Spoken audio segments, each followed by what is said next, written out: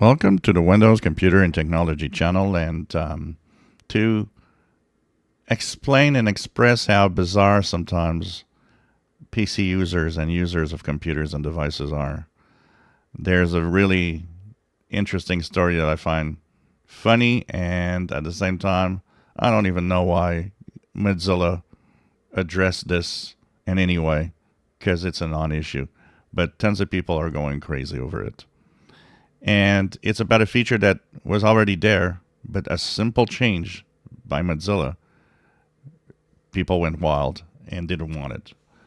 So when you go to your Firefox browser, you have, when you open several tabs in the Firefox browser with different things, you do have a little down arrow for a long time it was there. It's list all tabs. When you click, lists all the tabs that are open, and you can see their names. Whatever you've opened on them is going to be there. So, in the case of, say I open Twitter here, say I open space.com here, and so on. Now, if I list tabs, it will tell me what's open, and I actually find that to be useful, because if you have many tabs open, well, you can just go down the list and choose the one you want. But Mozilla did a change, and some of you have here, rather than this little down pointing kind of arrow, it put an icon, a little drawing to list tabs. And everybody went wild. What's this? I don't want this. It was already there. So this just shows you how people often go crazy over things that were already in their face. They don't even realize it.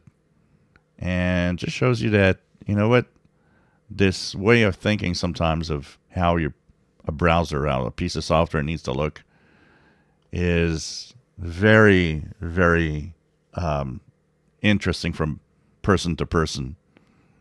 So now they've actually added, because some people don't want it, a little switch that lets you remove this that was here for a long time, just because now it's an icon and people are going crazy.